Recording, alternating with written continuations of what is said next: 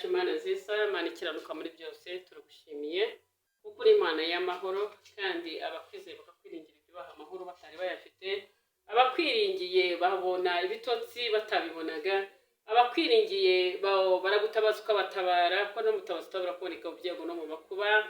Ndagushimiye kuko uri Imana igeze hose kandi urebera hose icyarimwe. Umwana w'umuntu ashobora guhisha undi muntu uko ari akamureba hasi ngiye inyuma ariko ntabona ikiri imbere, ariko ndagushimiye kuko uri Imana ireba mu mubiri w'umuntu ukabona uburwayi burimo bwihishe.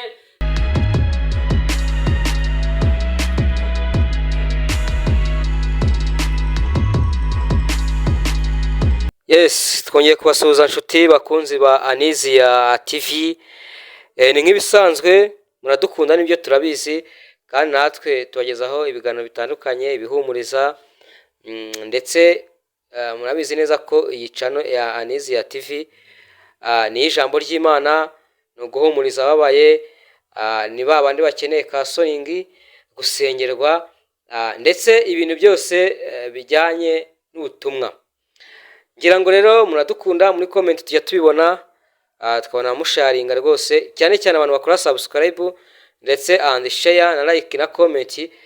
Wow, nukuri buriya igikorwa cyose ukoze imbere y'Imana kirandikwa. Buriya iyo usharinze ubusharinze ubutumwa, no kwango wenda ushobora kuvuga uti kwanga kusharinga cyangwa ariko buriya ni ubutumwa uba wamamaje. Rero Imana yaduhamagariye ubutumwa butandukanye. Ushobora kuwenda kutabutazi kuvuga, ushobora kuba utazi wenda kuba kwicara kuri kamera ngo uvuge iryo jambo ry'Imana, ariko washaringa ukabukoze umurimo mwiza kandi Imana ikaguha umugisha.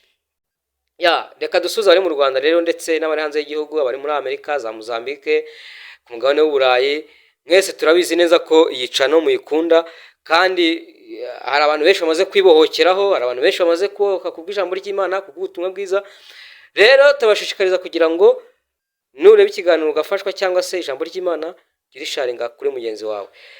Reka rero nk'umutumirwa cyangwa se nyir'urugo, reka nawe nkuko twamutumiye akaba ari kuri mikoro, reka tumubwire rero cyangwa se tumwakire hanyuma abasuhuze.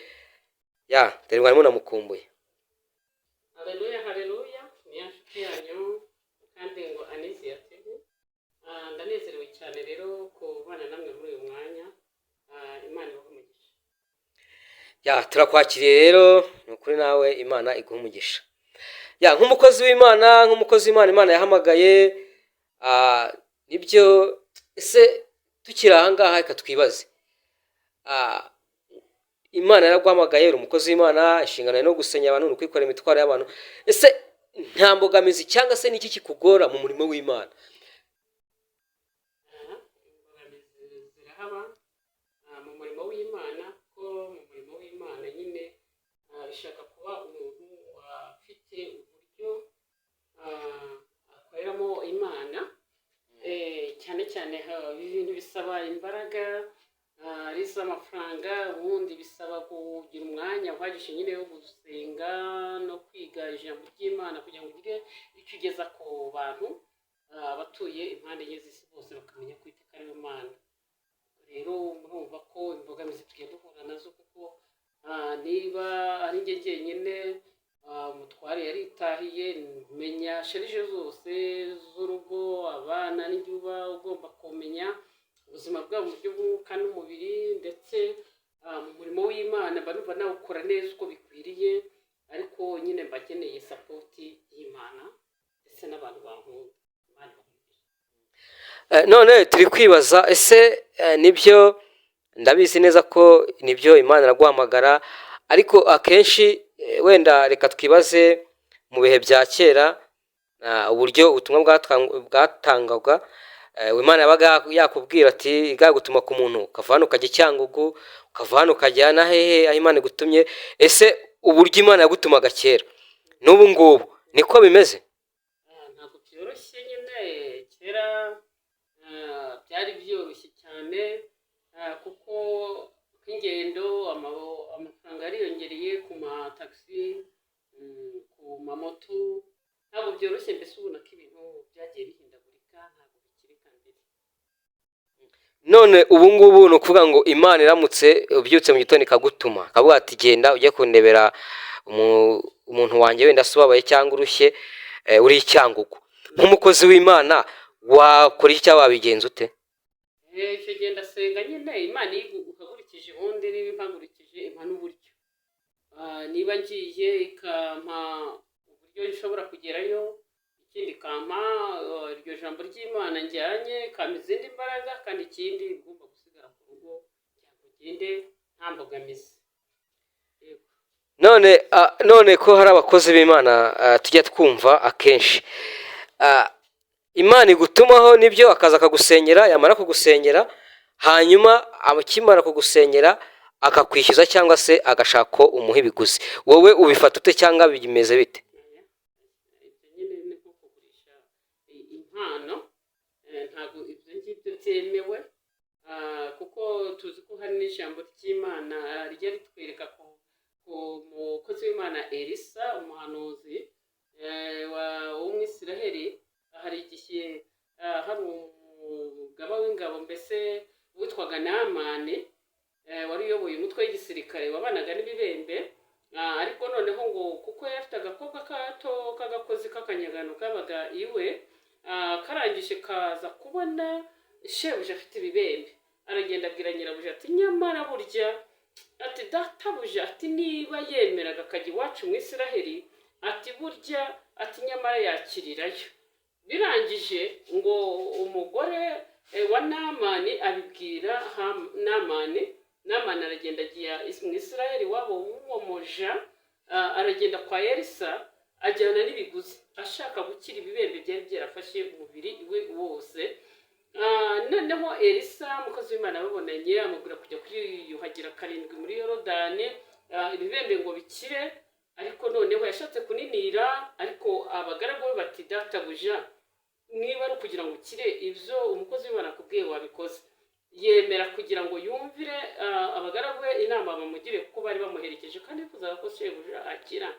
Birangije ngo yemeye kuko kwibira 7 muri Yorodani ibibembe byose birakira, ngo umubiri we uhinduka nk'uruhinja. Birangije ngo kubwo kunezerwa no kwishima yumvisha umunezero wo mu mutima, arebye umubiri wasanga urakize, yaravuze ati nk'umuntu w'Imana unkoreye ibi reka nanjye muhe ibiguzi. Birangije n'ubundi ngo yabwiye Elisa ati hari amaturo nari mbazaniye muyakire. Elisa umukozi w'Imana atuya ntabwo ari byo, nawe ayo maturo yisubiranireyo. Birangije aragenda asubiranayo ibiguzi bye.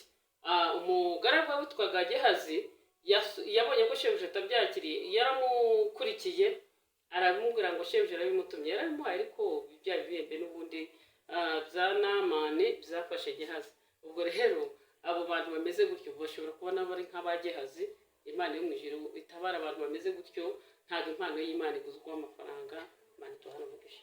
Tukiri aho reka twibaze, ese uramutse usengeye umuntu wamara kumusengera hanyuma we akazaza akagushimira akakuzanira wenda impano runaka, yaba amafaranga yaba ibindi runaka, ese hari imbogamizi nta kibazo atari we bimusabye? Njye ndumva nta kibazo cyaba kirimo.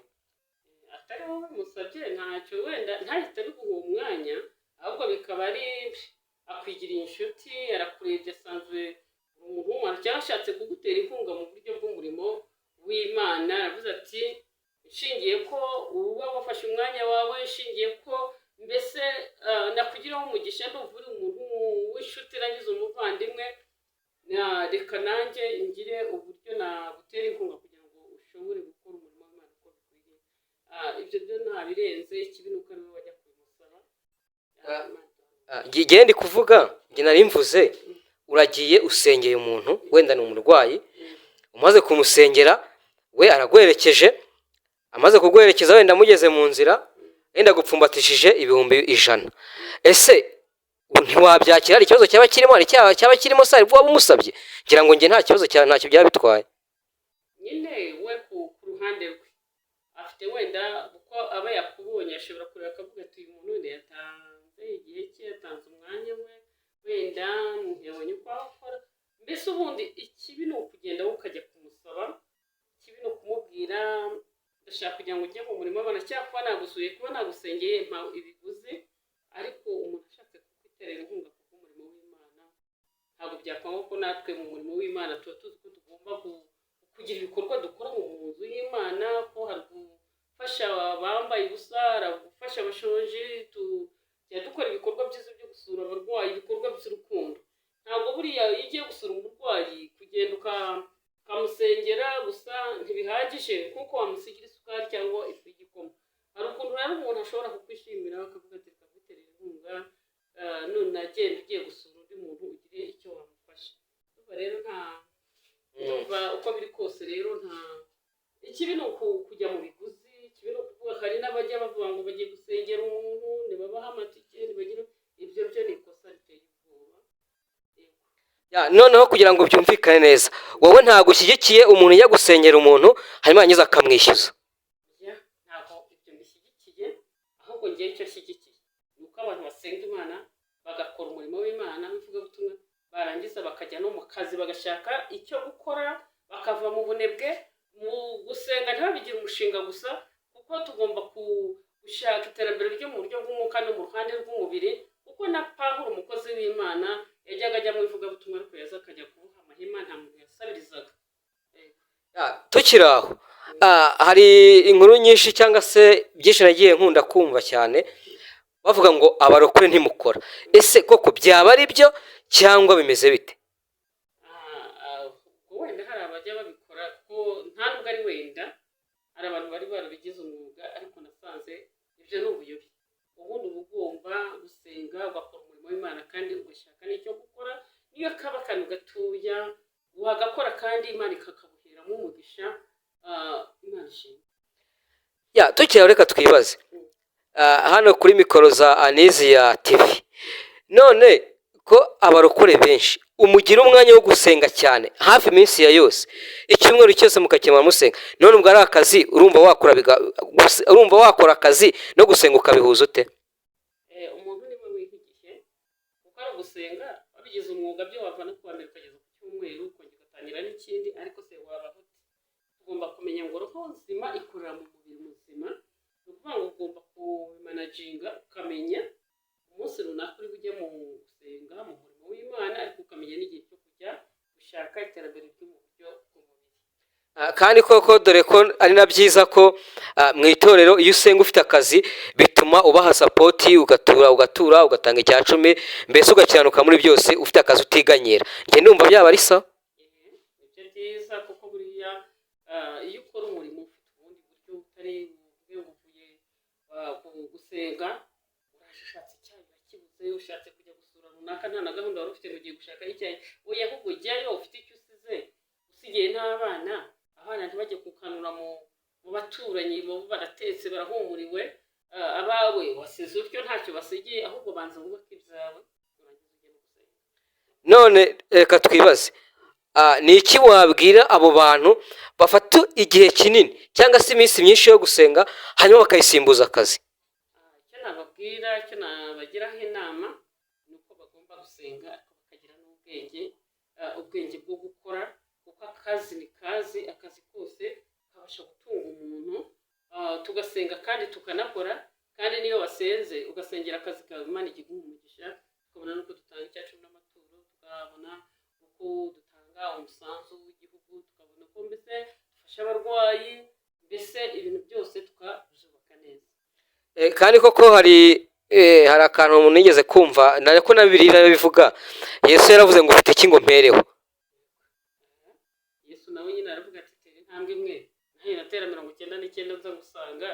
Ntabwo Yesu avuga ngo niba uvuye mu byaha urekereye, oya va mu byaha, nurangiza ariko unakore, aguhe n'umugisha mu mushinga runaka wateguye gukora, waba ubucuruzi, waba gukorera abandi, mbese icyo ugerageje gukora cyose, ng'imirimo dukora umurimo werekejeho umutima, Imana igihe umugisha. Ubwo rero ni Imana igitanga umugisha mu mirimo dukora. Imana ishimwe. Noneho tukiri aho, turacyari mu nzira y'agakiza, turimo turaganira kugira ngo turebe ese mu gakiza ni izihe mbogamizi zibamo. Dore ko akenshi nkunda kubona cyangwa se tunibaze, akenshi iyo udafite n'ubushobozi n'ivugabutumwa riragora, kuko ngewe niko mbyumva, kuko urumva nimba ukeneye kujya gusengera abantu ahantu runaka cyangwa se kujyana runaka cyangwa se kujya gukora umurimo w'Imana, byakabaye byiza ugiye ufite amafaranga yawe ugatega wa mugani wawe n'iryo shimwe ryaza rikaza ryongera kutwufite. biba byiza ubundi buriya ni umugayo kujya mu murimo w'Imana, kujya mu ivugabutumwa, Imana yubatse ubugingo yubake n'umubiri. Ni uguha uburyo ki ujya no mu murimo w'Imana, ujya kuvuga ngo nabuze uburyo, niba ntabwo tegereza ububone. Imana iduha. Tukiri aho rero, tukiri mu ijambo ry'Imana cyangwa se tukiri muri interview y'uburyo umurimo w'Imana ukorwa, ese hari nk'abana baba bakiri bato b'urubyiruko baba bafite impano, nk'impano wenda tukatuvuge yo guhanura, ivugabutumwa, ese nkamwe bakuru babo nk'abo bana mubafasha gute cyangwa se kugira ngo impano yabo izamuke kugira ngo igere ku rugero namwe muriho? Abana nyine baregerwa bakabaga hafi, hamwe no kubaganiriza no kubasengera, umuntu ntabatererane ntanabarwanya mu muhamagaro wabo, ntunabavuge ngo muri mu biki, ahubwo wowe ukareba impano uriya muntu afite ukamushyigikira kugira ngo umusenye kugira ngo agere ku kigero cyiza. Ubwo buryo ushobora gutsikamira umuntu mu muhamagaro we ugasanga urakisha, ugasanga agutumye abitoba, ahubwo ibyiza wafata uriya mwana ubona ko afite impano ibyo arimo kugerageza gukora ukamushyigikira rwose, ukamuha umurongo ngenderwaho aho kugira ngo ibintu byose abivanga. Reka twibaze, wenda uragiye usanze abana bari ahantu barimo barasenga, atangiye guhanura, wenda kuko buri mukuru wenda bimwe si bigoroye neza, ibindi birageze, nyine hari uburyo mwashyizeho se cyangwa mufite bwo gufata abo bana mukabazana, wenda twakwita nk'agashuri gatoya, wenda mukaba mwabahugura mukabereka uti impano ikoreshwa gutya cyangwa bigenda gutya? Hari ishuri n'ubundi buriya abantu, ishuri ribaho rya teoloji ryigisha abantu ko ijambo ry'Imana rigomba gutambutsa umwifato w'abantu b'Imana, ibintu byose uko bivugwa, ibintu byose uko bikorwa, ndetse hari n'igihe mbese habaho inyigisho zijyanye no guhugura abanyempano kugira ngo babone uko babivangavanga, atari bya bindi ngo bahabwe ibiguzi nk'uko mwabivugaga. Hari igihe abantu babivangavanga kubera abanyamwishakira ndamo nyine, nk'uko iyo wamenyereye ibiguzi hari n'umuntu ushobora kukureba akabona ko ubivanga akagusanga, akaba n'uwo bahaye amafaranga tugenda umusebye umuharabike umutesha agaciro, niba ari n'umushinga w'uko yari afite umutesha agaciro, ukaba umuntu neza atari umuntu ukora yanzererezi yawe, ushobora guhanura ati wa musambanyi we, wa murozi we, wa mujura we, ugasanga nyine ibintu barabivangavanga. Ariko ubu itorero rye ribera amaso kugira ngo rikumire ibintu nk'ibyo ngibyo, kimwe n'uko ibihanuwe byose biba atari ukuri, kuko hari abantu bari bamaze kubigira umwuga, ugasanga abantu bandaritse abandi, bandaritse abakozi b'Imana, bandaritse abashumba, ugasanga bandaritse abayobozi inzego z'igihugu, iki byose ugasanga bari kubivuga ukuntu barabivangavanga. Ariko ubu ni kwa kutigishwa, ni kwa kudaca bugufiya, kubera gushaka indamu, kubera gusonza, akavuga ati mumenye ibyo mwatinye kuvuga ndagenda mbivuge. Ubwo rero ibintu byose siko bivugwa, iyo abantu baganirijwe bakahabwa discipline mu murimo w'Imana, ibintu bigenda neza. None tukiri aho, ko hari abantu bafite impano kandi bakaba batarize teoloji, kandi nkaba nsigaye ngira ngo ibigezweho cyangwa se amategeko n'amabwiriza mwashyizeho aravuga ngo ngira ngo umuntu agomba kujya hanura ahari yarize teoloji. Ubwo nk'abo bantu batize teoloji kandi bafite izo mpano bizagenda bite? Imana iyo iguhagurukije ku bundi buryo, ifite n'ukuntu imenya uko yamanaginga impano yaguhaye. Kandi ikindi, ijambo ry'Imana rivuga ko tugomba kwigira ku birenge by'abatubanjirije, ni ukuvuga ngo uriya muntu ufite iyo mpano nawe ntabwo tumutererana, ahubwo tumuba hafi, ku buryo rwose umwana nk'uwo aba akeneye ababyeyi, kandi nawe ntabwo ajugunywa, ahubwo arashyigikirwa akagenda uko imbaraga ze zingana. Kuko Gideyoni Imana yaramutoranyije mu Bisirayeli, kuko yabonaga ko afite imbaraga, afite n'umuhati, afite n'ishyaka, afite n'umuhamagaro wo kuzatabara Isiraheli. Aramusanga aravuga ati Gideyoni, ati wa munyembaraga we, atekereje akaga Isiraheli irimo, arangije ati kuki unyise umunyembaraga?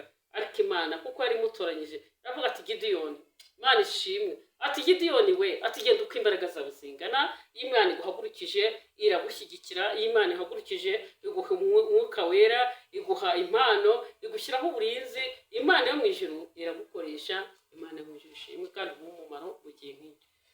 ubwo ntibagire ikibazo rero, bari bafite ibibazo nk'ibyo ngibyo bavuga ati nitwize teoloji ariko impano turazifite, mbese ntibagire ikibazo, muzabafasha. Tuzabafasha kuko urebye burya na Dawidi ari mu ishyamba aragiye intama, yaratoranyijwe, ari mu bana ba Esayi, Imana yamutoranyije. Nta hantu tubona ishuri rya teoloji Dawidi yabarizemo, ariko Dawidi yabaye intwari atabara Isiraheli ubwo Sawuli n'abasirikare bari bamurinze bari batinya Abafilisitiya, kugeza ubwo Goliyati yari yazanye n'ingabo ze atinyisha Abisiraheli bajya kwihisha mu myobo. Ariko ngo Dawidi agiye kureba bakuru be aho bari ku rugamba,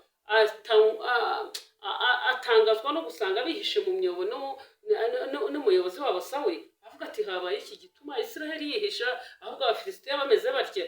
Birangiye aravuga ati ngewe noneho nimunyemerere gatoya, Imana ishimwe, abati nimunyemerere nanjye noneho ndwanye bariya Abafilisitiya bateye Isiraheli bashaka kwitesha agaciro, ati ahubwo uwabasha kunesha bariya Abafilisitiya mwamugororera iki? Aribwo bamubwiraga ati umwami Sawuli yabasha kugororera umuntu watsinda rwa rugamba agahangura kira kihangangiye Goliyati, ati yamushyingira umukobwa we Mikayi. Ariko noneho avuga ati niba wumva bishoboka ngo reka tuguhe imyambaro y'urugamba.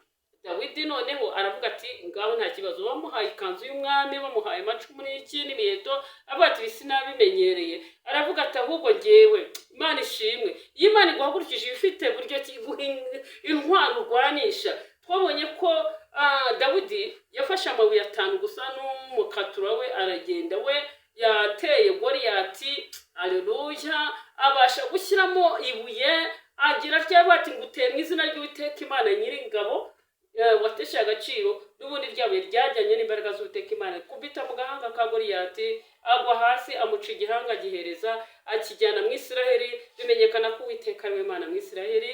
Ubwo rero nta hantu twabonye Dawidi ze teoloji, mwuka wera burya aruta teoloji. Imana ishimwe.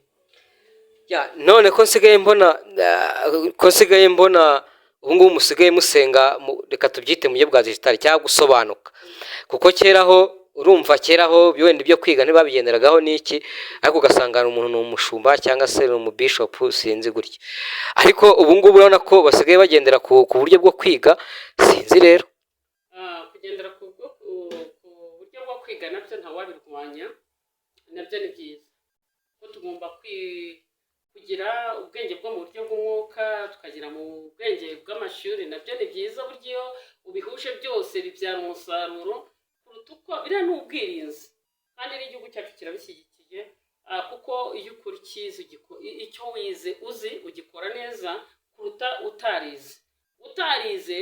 Nibyo bya bindi wavuga ati hari abantu bagira gutya ati bagahanura, ariko kwaguhanura hari igihe babihanura n'ubujiji.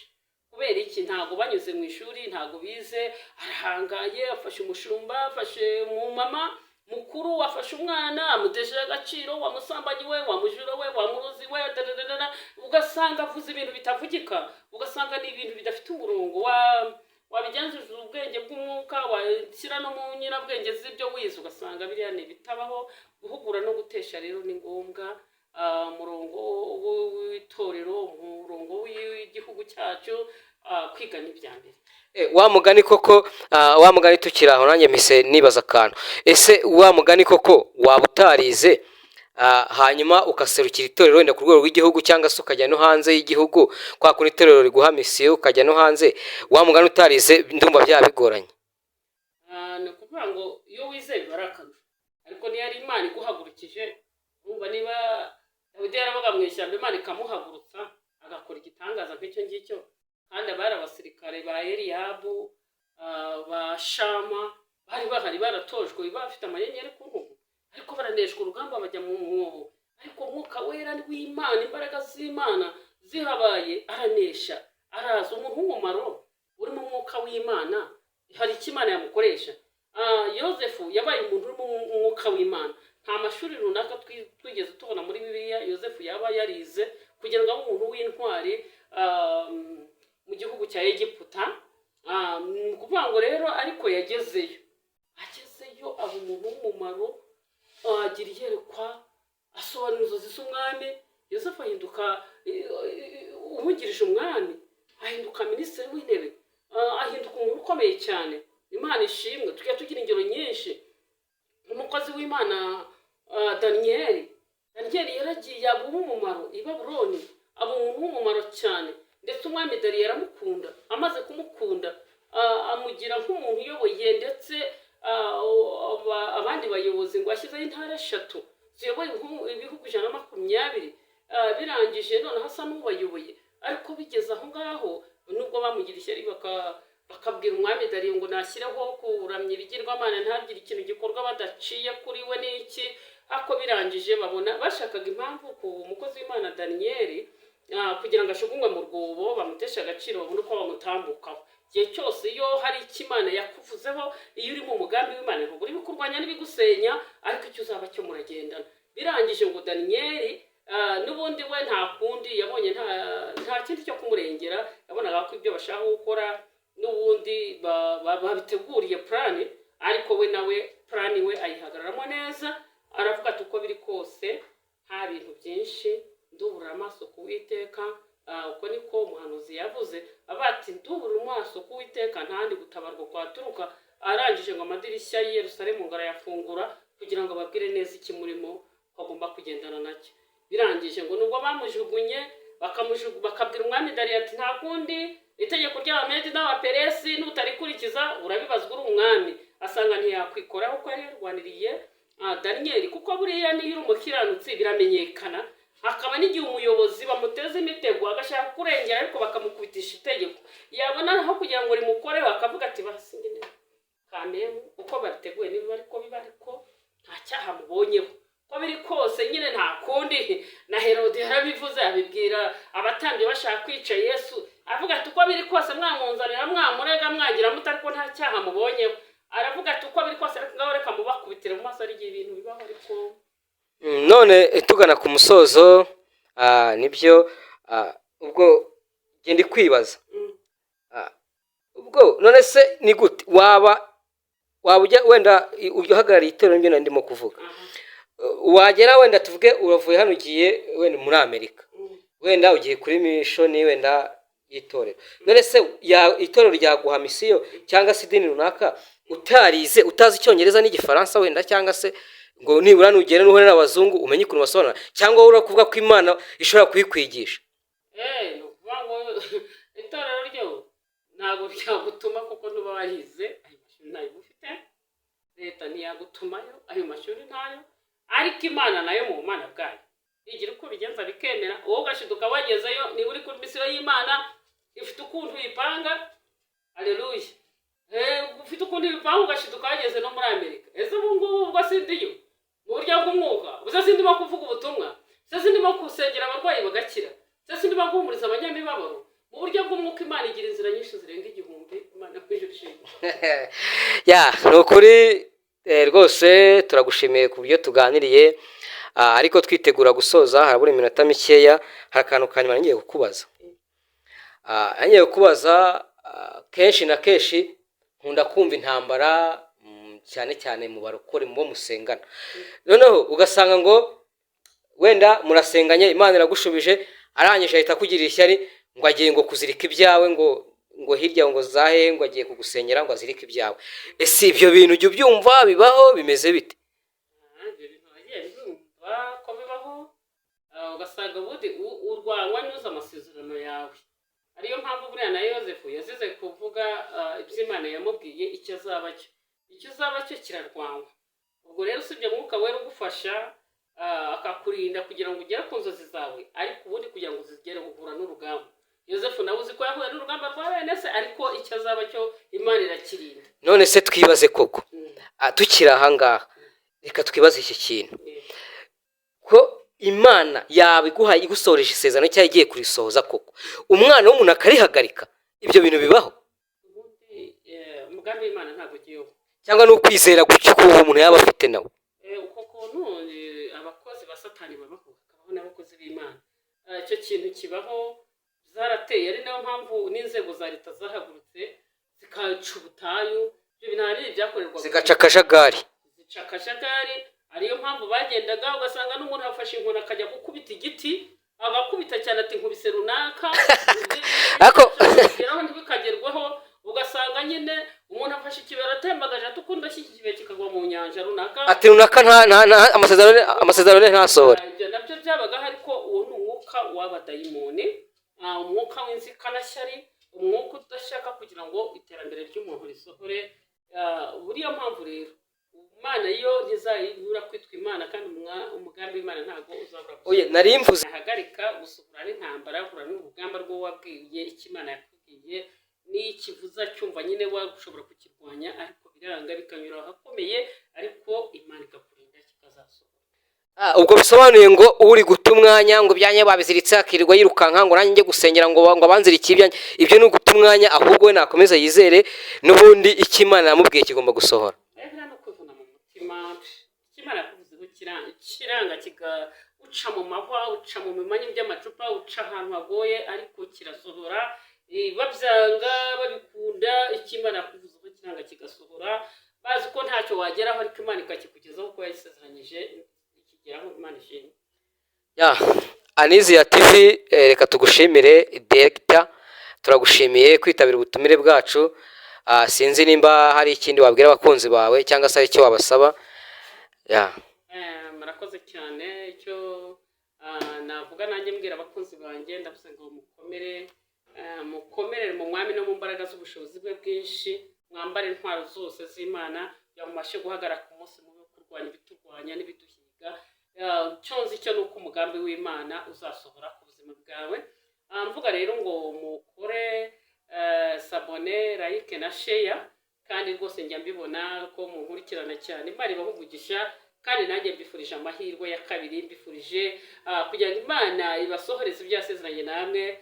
Imana ibahumugisha. Shalom shalom. Nshuti mwari mukurikiye Aniziya TV, reka tubashimire abazareba iki kiganiro, kandi please kuki mutareka muri comment mubwire uti mukosora ibi cyangwa mwongereho ibi.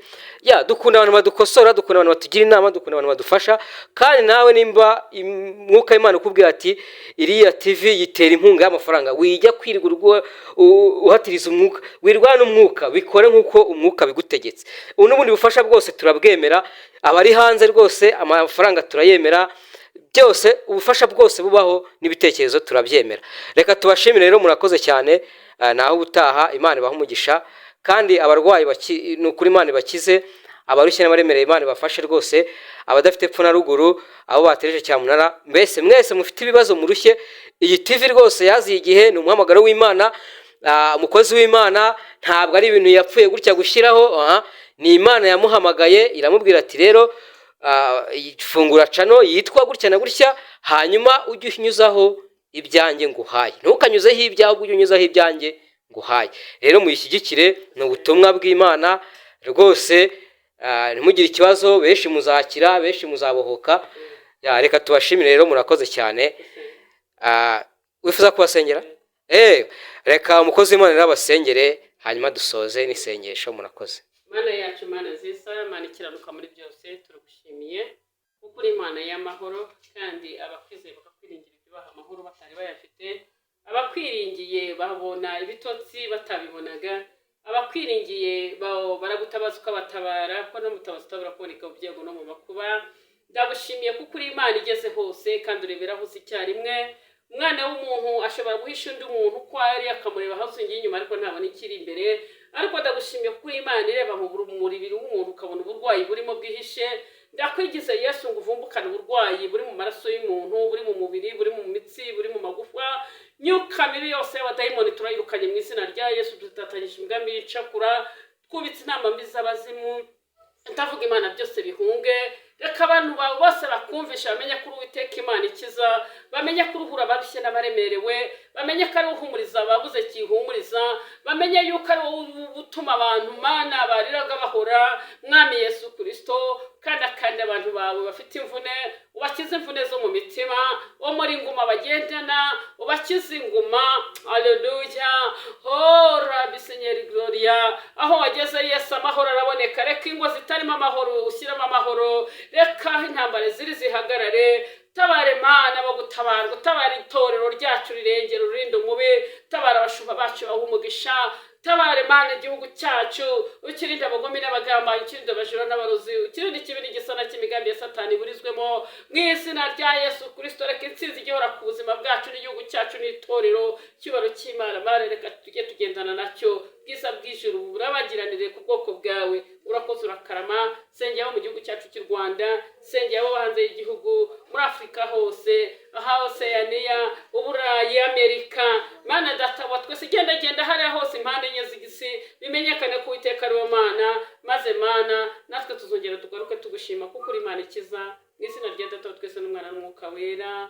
Amina. Ubwo rero washaka kumpamagara, washaka kumpa inama, washaka kumpa inyunganizi, yahamagara kuri 078 7 1 8 4 3 10. Imana y'amahoro ibarinde.